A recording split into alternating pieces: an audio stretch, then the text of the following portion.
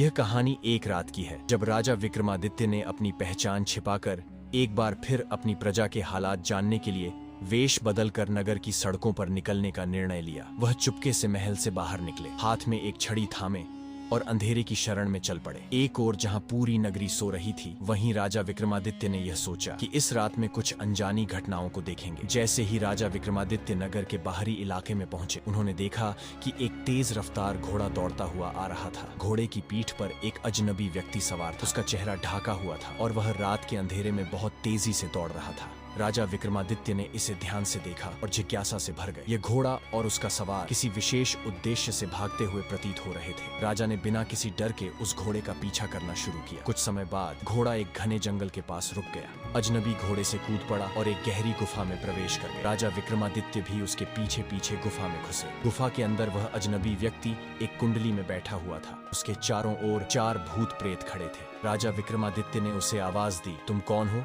और यहाँ क्या कर रहे हो? अजनबी व्यक्ति चौंका, लेकिन फिर उसने सिर उठाया और गंभीर स्वर में कहा, मैं वह हूँ जो मृत्यु से खेलता है। मैं मृत्यु का शिकारी हूँ। राजा विक्रमादित्य ने तुरंत उसकी बातों को गंभीरता से लिया। तुम मृत्यु के शिकारी हो, इसका क्या मतलब है? अजनबी ने ठंडी हंसी हंसते हुए कहा, राजा विक्रमादित्य, तुम तो जानते हो कि इस संसार में कोई भी जीव हमेशा के लिए नहीं रहता। मेरी शक्तियाँ ऐसी हैं कि मैं उन लोगों को ढूंढता हूँ जिनकी मृत्यु निकट है। मैं उन्हें बचा सकता हूँ और अगर वे मेरे साथ आते हैं तो उन्हें शांति मिलती है, लेकिन यदि वे मुझसे भागते हैं तो वे हमेशा के लिए मेरे शिकारी बन जाते हैं।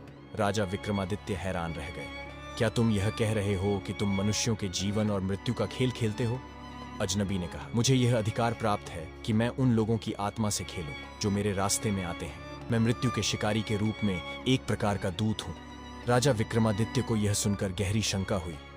राजा ने पूछा, क्या तुम कभी किसी को मारने के लिए भेजे जाते हो? अजनबी ने उत्तर दिया, मैं केवल उन्हें जो मेरी राह में आते हैं उनके भाग्य का सामना करने के लिए छोड़ देता हूँ। राजा विक्रमादित्य ने अजनबी से कहा, तुम बहुत शक्तिशाली हो, लेकिन मैं तुमसे यह सवाल करूंगा कि क्या तुम मेरी मृत्यु के बारे में कुछ जानते हो? अजनबी ने राजा विक्रमादित्य की आंखों में देखा और कहा, तुम भी मुझे पहचानते हो सम्राट विक्रमादित्य। मैं वही हूं जो तुम्हें तुम्हारी मृत्यु का कारण बताने आया हूं। तुम जिस पराक्रम और न्याय के लिए प्रसिद्ध हो, वह तुम्हारे लिए तुम्हारी सबसे बड़ी परीक्षा बनेगी। राजा विक्रमादित्य ने गहरी सांस ली। क्या तुम मुझे बता सकते हो कि कब और कैसे मेरी मृत्यु होगी? अजनबी ने कुछ पल के लिए चुप रहकर कहा, तुम अपने महल के एक छोटे से रास्ते से गिरोगे, वहीं तुम्हारा अंत होगा। राजा विक्रमादित्य के चेहरे पर एक शोकपूर्ण मुस्कान आ गई। मुझे पहले से यह एहसास था कि मृत्यु किसी भी समय कहीं भी हो सकती है, लेकिन इसका यह मतलब नहीं कि मैं अपनी जिम्मेदारियों से पीछे हटूंगा। अजनबी ने राजा विक्रमादित्य की बातों को गंभीरता से सुना और फिर कहा, तुम सचमुच समझदार हो राजा विक्रमादित्य। तुम्हारा समय अभी नहीं आया है, लेकिन एक दिन जब तुम अपने महल की सीढ़ियों पर चलोगे तो वह समय तुम्हारा होगा। राजा विक्रमादित्य ने सिर झुकाया और कहा, तुम्हारी बातें मैंने सुनी कालदेव। मुझे उम्मीद है कि जिस दिन वह समय आएगा मैं अपने कर्तव्यों को निभाते हुए जाऊं। अजनबी ने राजा विक्रमादित्य को आशीर्वाद दिया और गुफा के अंधेरे में गायब हो गया। राजा विक्रमादित्य भी वापस लौट आए, लेकिन उनके मन में मृत्यु के बारे में एक गहरी सोच बैठ गई।